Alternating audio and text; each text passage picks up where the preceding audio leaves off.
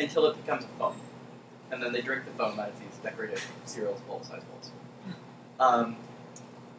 As an aside, tea ceremony is incredibly strange and incredibly cool, in that if you look at a sort of basic description of what you're supposed to do tea ceremony right, it's almost no ceremony. It's like you boil the water, you set the tea down, you put the tea in the thing, you pour the water on, you whisk it, you give it to someone.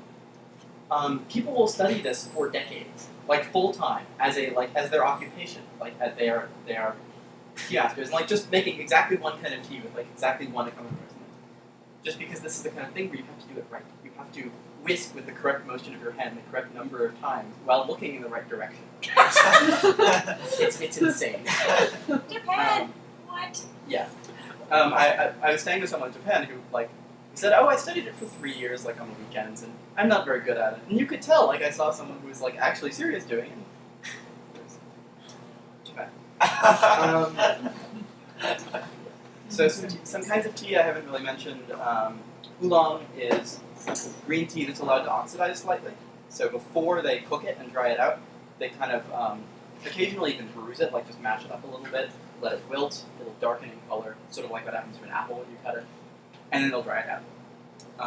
Black tea is what happens when you beat the shit out of it, and then let it completely oxidize and turn brown, and then dry it out. White tea, I've heard different ways of preparing it, but it's basically just they try to dry it really quickly, but without being as careful to kind of preserve everything in it. So it's sort of I think it's in some ways closer to black tea. And then there's the one kind of tea that breaks everything, which is pu'er.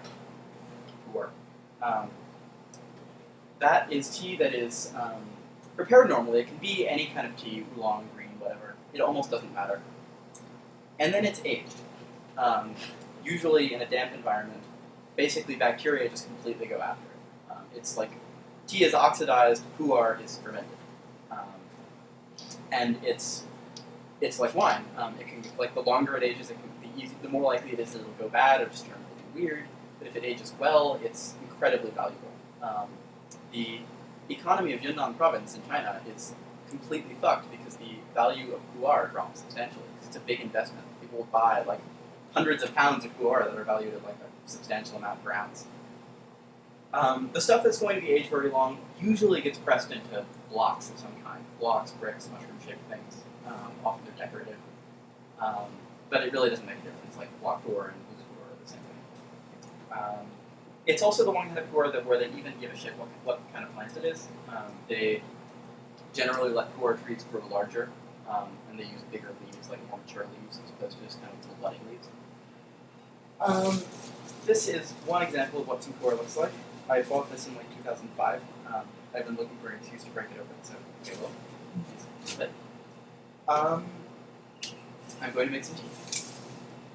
Does this tea not go off if you keep it for too long? No.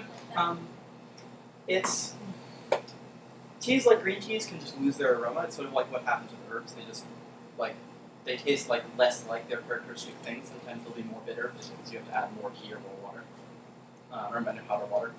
But they're not going to go bad. In pu'er especially, if you don't keep it in a really moist environment, it's just going to be more or less stable. An old pu'er is even more so than wine. An old pu'er is going to be 30, 50 years old. And those get expensive. The oldest pu'er I've ever had was 30 years, and that was actually, I guess it's not really expensive. That was $3 per teapot full. And for tea, that's really expensive. A good oolong. This is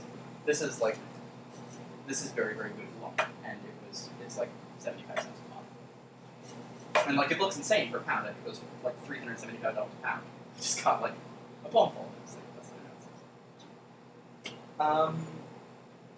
I'll start with pu'er. Definitely. Actually, no. I'll start with the oolong because it's unequivocally tea-like. Pu'er can be really weird. I don't know what that tastes like. Also, hypothetically, if I had a gigantic brick of really old pu'er in my room that I cannot for the life of me break open, will you help me do so? Yes, I will show you my pu'er breaking tool. Purely hypothetically, right? Purely hypothetically. It may or may not also be imprinted with the pattern of Silk Road, bricks. I swore we could write it in the cleaver pounds. May or may not. Maybe. Alright, really? We've used the cleaver on it to know that I have trouble. Because I'm making so little of this, I'm not using a whole ton of leaves, but this is like a reasonable amount for this if you're just making like a couple of cups. Most good teas you can re-steep several times. You put in more water, and often they'll change flavor. They won't just be sweeter. So it's worth doing. This thing can set to different temperatures, but I have it on boiling. So to get it down to a cooler temperature, I'll use a thermometer. Once you sort of get used to it, you can just eyeball it because exact precision doesn't really matter. So Here, Sam, if you want to time when I've got one on the speaker. I'll decide.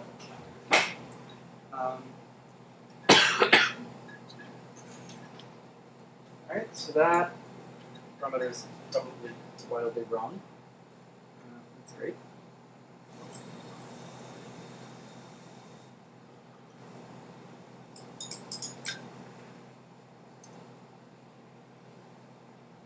That's pretty hot. That's probably where I want it to be. I'm going to give it a quick rinse. You don't need to rinse tea, but it's not usually a bad idea. And just steep it for like 5 seconds, or less. What is that for? Both because tea can be kind of dirty, and because often like there's some of the flavors that come out most quickly are some of the sort of weirder, less pleasant ones. So it just gets you sort of straight to the second stepping of the thing they're actually used. I'm going to preheat the cups. I do not have any idea what the science behind this is, but I've heard for pretty much anything in making drinks where temperature is all that important. You're supposed to get the cups up to the same temperature as everything else. Like with espresso, you'll see good cafes are going to put their espresso cups on top of the machine where it's hot. There's something called shock. I still can't for life figure out what that is. But so it's not shock tea. I'm preheating the cups. Warm water.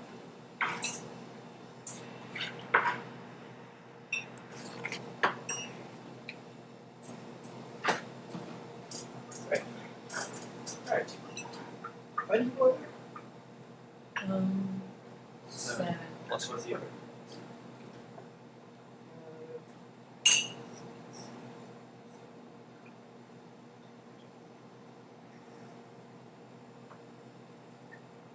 It's a little understeeped. So it's not very strongly flavored, but it's also not bitter.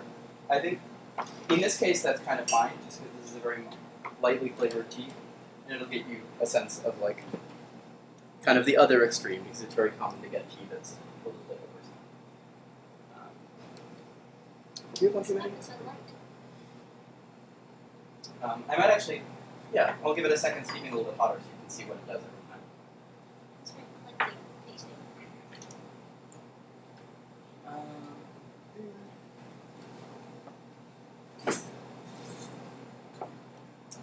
I probably should be mixing this with filtered water, but I'm not. I already have enough stuff to bring down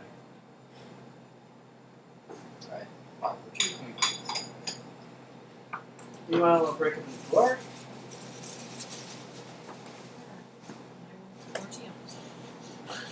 Always a good idea. So, this is what it looks like. This is not completely mature.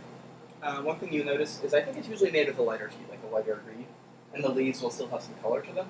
Once it's done, they'll all be gray-brown. Here you see like there's only a little bit of green and white kind of left in there. It's on its way out, but that's just kind of what the end world looks like. I'm going to use my Caribbean faux antique knife that my grandma got me to peel some off.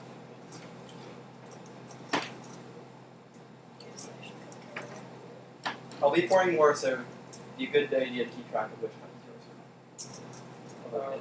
Heavy and purple honey. That's in the purple type. Cute.